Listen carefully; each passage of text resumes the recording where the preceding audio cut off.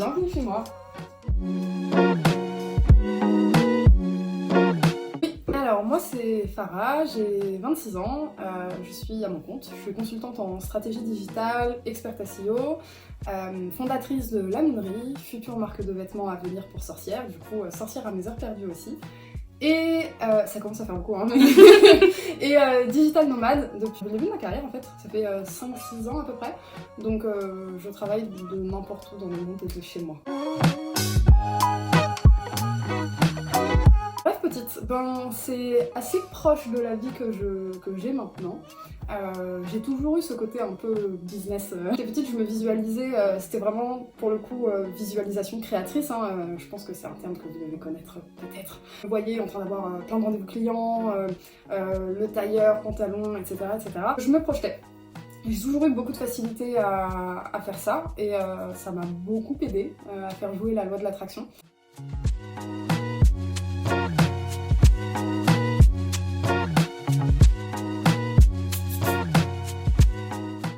J'ai eu un parcours étudiant un peu classique, donc école de commerce. Donc j'ai un background en stratégie et développement d'affaires. Avant ça, j'avais fait une première année en prépa normale sup. J'ai décidé de ne pas faire de master parce que je savais que je voulais me lancer dans le business, être à mon compte, etc. Par contre, qu'est-ce que j'allais faire ? Voilà, aucune idée. Du coup, j'ai pris une année plus ou moins sabbatique. Pendant un an, j'ai travaillé comme barmaid, vendeuse. J'étais à l'accueil des entreprises, enfin j'ai vraiment testé tout et n'importe quoi. J'ai eu plusieurs boulots en même temps, jusqu'à la fin, je dirais, de cette année, où en fait je travaillais tellement que je suis tombée dans les pommes dans la rue. Et du coup pour moi, j'ai fini à l'hôpital et tout, ça a été un peu la sonnette d'alarme de ok mais t'as fait 3 ans d'école de commerce, t'es censé avoir plus ou moins une route tracée, qu'est-ce que tu fous en fait, qu'est-ce qui te prend? Donc je me suis dit qu'il fallait que je fasse quelque chose, je ne savais toujours pas quoi. Et là en fait j'ai un pote qui habite à Montréal que je devais aller voir cet été. Donc Boris, si tu passes par là, je me suis décidée de partir vivre au Canada. Et c'est là-bas que ma carrière a commencé. Elle a commencé de manière aussi un peu originale, c'est-à-dire qu'en fait j'ai fait une rencontre sur Tinder.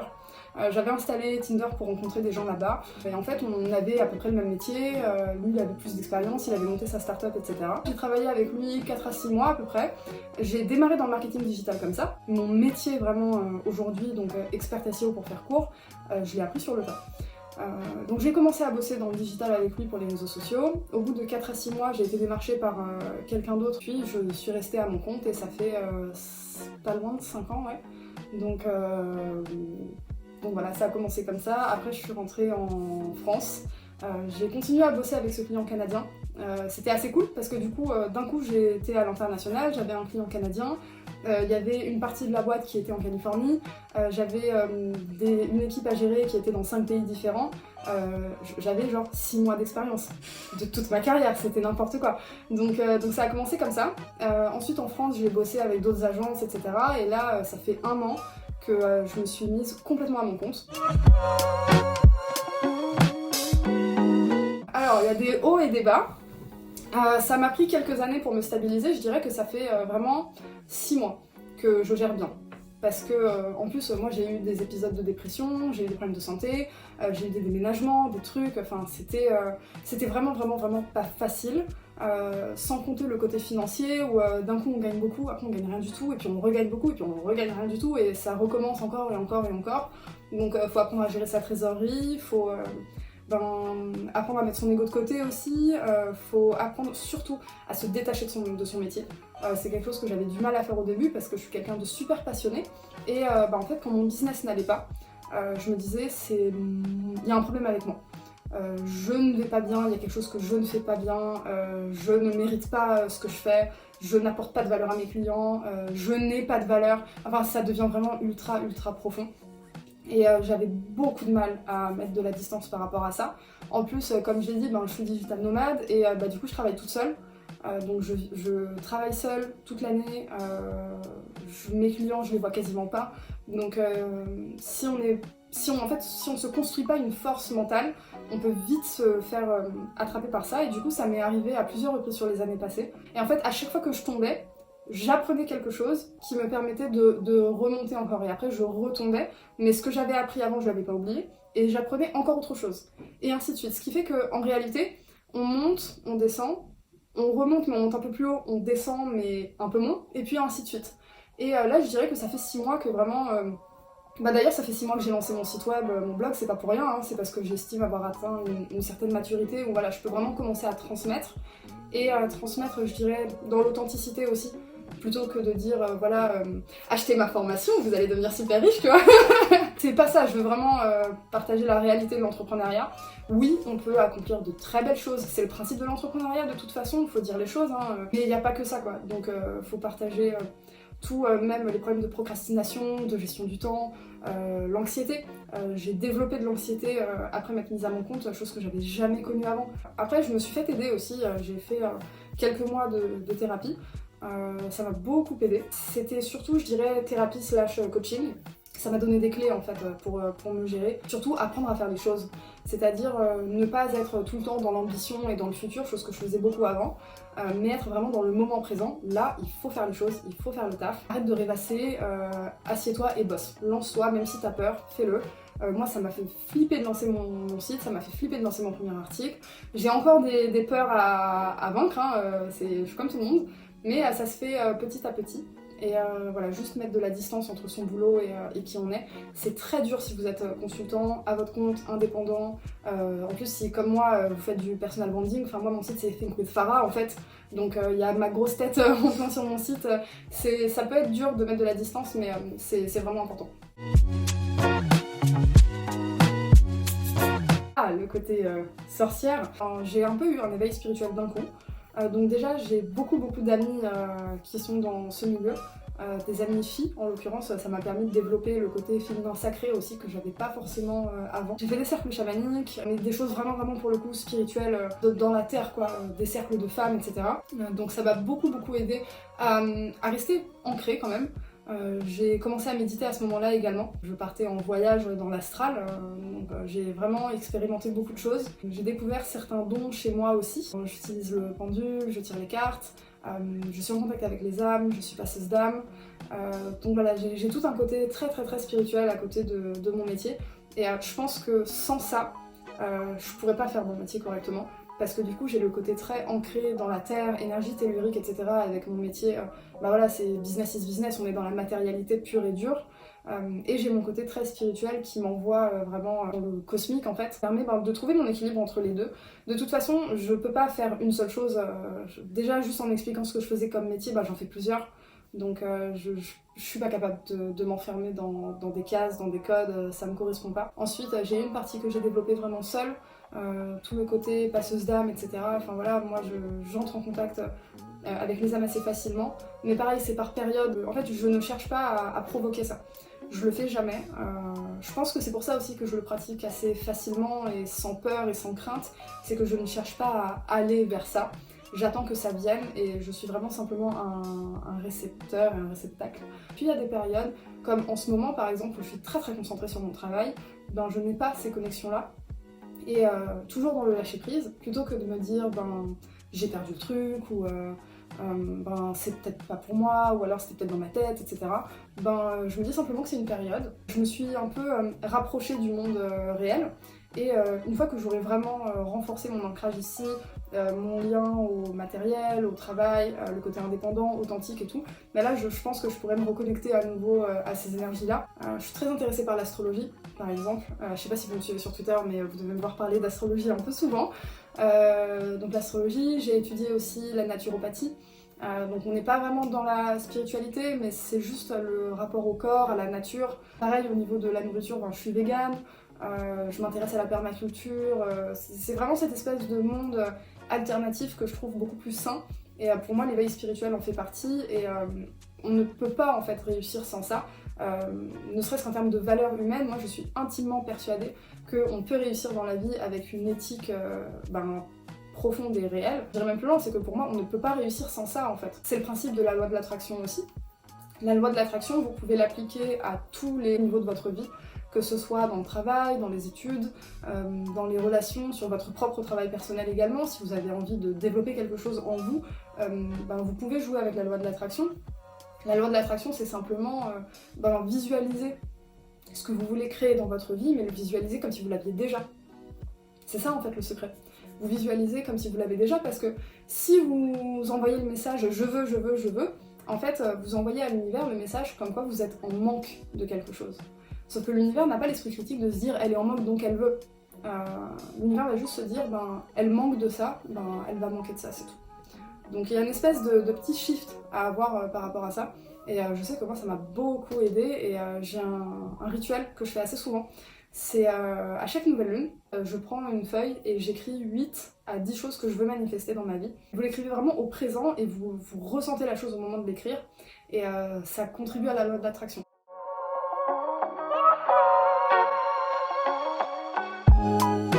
Je crois que je me suis jamais posé la question, en vrai, pour le coup. Par rapport à ma famille, j'en parle pas forcément. Avec mes frères, si, avec mes frères j'en parle. Avec le reste de ma famille, pas trop. Je me suis pas forcément posé la question. Par rapport à moi, comment je le sens, forcément au début ça m'a fait prendre beaucoup de distance avec ma culture. Ça date pas de ça, hein. Ça date même d'avant où du coup moi j'ai grandi en France, donc la vision qu'on a ici de là-bas, elle est un peu erronée, je trouve, et je m'en suis rendu compte en grandissant. On ne connaît pas en fait. On nous renvoie une vision de l'Afrique du Nord qui est malheureusement très péjorative.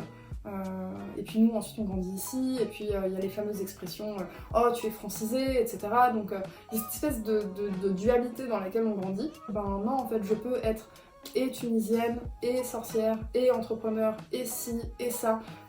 En fait j'ai un oracle, c'est l'oracle d'Isis, et il y a une carte dans cet oracle qui est la déesse aux 10 000 noms. Et c'est une carte que j'aime beaucoup, je la tire régulièrement, je pense que c'est pas pour rien. C'est une carte qui dit que, donc, comme Isis, vous avez 10 000 noms. En fait, c'est toutes vos identités, qu'il ne faut pas vous accrocher à vos identités qui font partie de vous. Vous pouvez switcher plus ou moins d'une identité à l'autre, donc à moindre mesure, hein, évidemment, on est sur quelque chose de très subtil, mais simplement de dire, voilà, vous n'êtes pas simplement ci ou ça, ou vous êtes obligé d'être tout en même temps, ou rien du tout. Vous pouvez switcher quand vous évoluez dans votre vie. Et je pense que ça permet de faire vraiment la paix avec soi, parce que si on doit commencer à respecter les codes, on s'en sort pas en fait. Moi, mes clients, je leur parle d'astrologie, je leur dis que je peins des vulves sur des verres à vin, il y a un côté authentique à avoir dans tout ça. L'essentiel, c'est de savoir qui vous êtes, de juste penser à vous, de dire qu'est-ce qui vous rend heureux ou heureux, qu'est-ce qui fait que vous vous sentez complet, complète, etc. Je pense que c'est vraiment le plus important, parce que dans tous les cas, vous êtes un individu, vous n'êtes pas vos racines. Même si ça contribue à votre identité, ça contribue à une part de votre identité. À chaque fois que vous avez cette espèce de sentiment un peu étrange, de dire voilà, j'ai pas l'impression d'appartenir à cette communauté, je me sens trop différent, etc. Pensez à cette carte, la déesse aux 10 000 noms.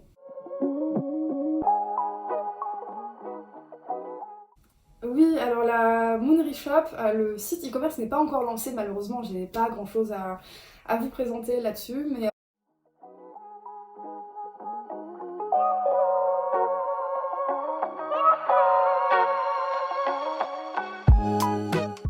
je peux vous parler de ce qu'on a mis en place avant, parce que du coup la Moonery Shop c'est un projet que j'ai monté avec mon amie, associée, partenaire, sorcière de cœur que j'aime beaucoup, qui s'appelle Nour Ezzedine. Donc on a commencé à bosser dessus il y a 1 an. C'est parti d'un délire entre nous, parce qu'en fait elle est un peu comme moi, consultante aussi à son compte, sorcière, enfin voilà, un peu le même profil. On s'est dit vas-y, on va lancer un compte Instagram où on va partager un peu nos délires. On avait déjà l'idée de faire un e-commerce avec, mais on voulait vraiment créer une communauté et apporter de la valeur. Donc on s'est mis à créer du contenu, à donner des witch tips. Si vous allez sur le compte Instagram La Moonery Shop, vous allez voir, il y a des witch tips partout. Ce qu'on a voulu faire, c'était vraiment créer la communauté avant de lancer la marque, déjà par besoin d'authenticité. On ne s'est pas lancé sur cette niche pour rien, on est familière avec cette niche, on est cliente nous-mêmes de cette niche. Du coup c'est un milieu qu'on connaît et surtout qu'on aime. Et je pense que c'est pour ça que en fait, on a autant d'engagement sur le compte, parce que c'est pas du marketing bullshit en fait, on donne vraiment une partie de nous-mêmes. Je veux dire, ça fait 1 an qu'on poste 3 fois par jour. On est vraiment très très impliqués dans ce projet. Il y a le e-commerce qui va sortir dans quelques semaines, et le site n'est même pas encore sorti, qu'on a déjà été booké pour faire un salon. L'idée au début c'est de faire quelque chose de vraiment simple. On a un fournisseur qui est en France, on essaye de respecter quand même certaines valeurs éthiques, pour nous c'est important, même au niveau énergétique, on n'a pas envie de mettre n'importe quoi dans ce qu'on propose à notre audience. L'idée c'est de faire des vêtements assez simples, Ce qu'on veut en fait, c'est étendre le côté spirituel un peu à tout le monde, sortir de cette niche qui fait un peu peur aux gens qui ne connaissent pas, et rendre la chose un peu plus mainstream. Donc avec des modèles vraiment simples, je dirais, mais si vous voyez quelqu'un d'autre dans la rue porter le modèle, vous pouvez faire un petit clin d'œil, vous comprenez. On peut en fait être quelqu'un de très spirituel et aussi quelqu'un qui expérimente le succès dans la vraie vie en fait, dans la matérialité, avec des gens, avec des objets, avec tout. Sur mon compte Instagram, c'est écrit que je suis coach holistique. C'est un terme qui pour moi est très important. J'ai d'autres consultants avec qui j'en ai parlé et qui m'ont dit oui Farah mais pas holistique, les gens ne connaissent pas ce mot, etc. Sauf que je suis vraiment butée là-dessus. Pour moi c'est très très important.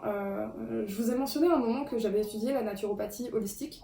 Le côté holistique en fait je l'ai découvert du coup avec la naturopathie et c'est mettre en lien le corps et l'esprit. De la même manière que en tant qu'individu, j'estime être connectée à mon corps, à mon esprit et à mon âme. J'ai aussi cette approche-là avec mes clients,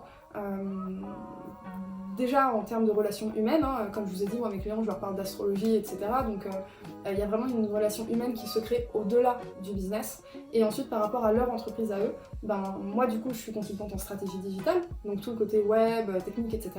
Mais j'ai quand même un background en stratégie et développement d'affaires. C'est-à-dire que si par exemple, moi voilà, je travaille avec un client, il veut se positionner sur Google, etc.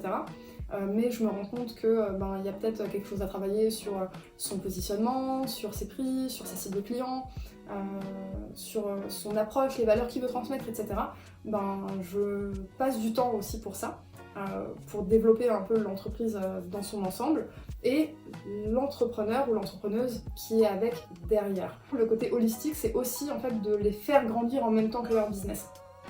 À mes yeux, un projet est réussi quand vraiment l'entrepreneur ou l'entrepreneuse est en symbiose avec son entreprise et que, on va dire, c'est florissant en fait, des deux côtés. Donc le côté holistique, c'est de la même manière qu'on prend le corps, l'esprit et l'âme, on prend l'entrepreneur, sa personnalité, l'entreprise, sa stratégie globale, sa stratégie digitale, c'est vraiment 360. Qu'est-ce que je dirais à la petite Farah ? Ouh, mets-toi au taf. Ah ouais, t'as du boulot, putain.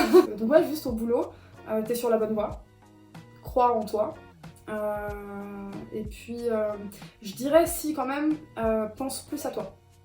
Pense plus à toi, parce que donner aux autres, c'est bien, penser aux autres, c'est bien, rêvasser, c'est bien, mais faut se mettre au taf.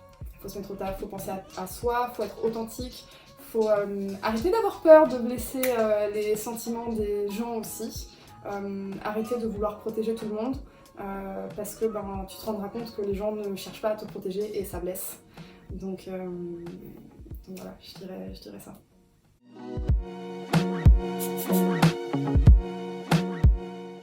Déjà, devenez vegan, pour commencer. Le rituel de la nouvelle lune dont j'ai parlé, c'est vraiment vraiment puissant. Vous pouvez pas imaginer à quel point avant de l'avoir fait. Donc prochaine nouvelle lune, je sais pas comment vous allez regarder cette vidéo, mais voilà, prochaine nouvelle lune, pensez-y. Faites votre petit rituel, comme j'ai dit, 8 à 10 choses que vous voulez manifester dans votre vie. Je suis heureuse de, je suis heureux de, c'est super important. Et faites quelque chose en lien avec vous. Je ne veux pas de je suis heureuse d'être revenue avec mon mec. C'est très bien d'avoir des relations épanouies, hein, c'est super. Mais là, c'est pour vous. C'est que pour vous. Qu'est-ce que vous voulez manifester ? Ça peut être je suis heureuse d'avoir trouvé ma voie, par exemple, si vous êtes en quête et que vous ne savez pas encore ce que vous voulez. Ça peut être un objectif financier. Je suis heureuse d'avoir atteint tel chiffre d'affaires, etc. etc. Je sais que c'est assez fréquent d'avoir un problème avec l'argent, surtout en France. Je vous encourage à dépasser ça. Et à vraiment assumer ce que vous voulez dans votre vie, parce que l'argent c'est une énergie qui circule. J'insiste sur le fait qu'il circule, parce que du coup je l'ai expérimenté, ça va et ça vient. Donc faut vraiment pas avoir un rapport malsain avec l'argent, c'est une énergie comme une autre, mais c'est mieux quand l'énergie vous la maîtrisez et que vous l'appelez à vous. Ça concerne toutes les personnes qui ont envie simplement d'avoir une vie confortable, parce que confortable pour moi, confortable pour vous, confortable pour la voisine, ça peut être radicalement différent. L'essentiel c'est que vous soyez en phase avec ça. Que vous ayez envie d'avoir une gigantesque maison à Los Angeles ou que vous ayez envie d'avoir un petit chalet à la montagne avec un potager, etc. Peu importe, c'est vous, c'est votre vision de votre vie idéale, mais travaillez vraiment sur le côté visualisation créatrice, donc je recommanderais ça. Également, la méditation, ça aide beaucoup. Moi à l'époque j'avais démarré avec les méditations guidées sur YouTube, il y en a des très très bonnes. Généralement ce que je fais c'est que je tape méditation, hop, quelque chose que j'ai envie de travailler, je défile au hasard et la vidéo sur laquelle je tombe après, j'estime que c'est de celle-là dont j'ai besoin. Donc c'est une méthode comme une autre. L'auto-hypnose aussi. C'est une forme de méditation, je dirais, approfondie, mais que vous faites un peu seul. J'ai fait ça pendant longtemps avant de dormir. Si vous avez des problèmes de sommeil par exemple, l'idée c'est de s'allonger. Et ce que vous entendez derrière, c'est mon super chat. Il est vraiment gros pour le coup. Ouais, elle est grosse, ouais.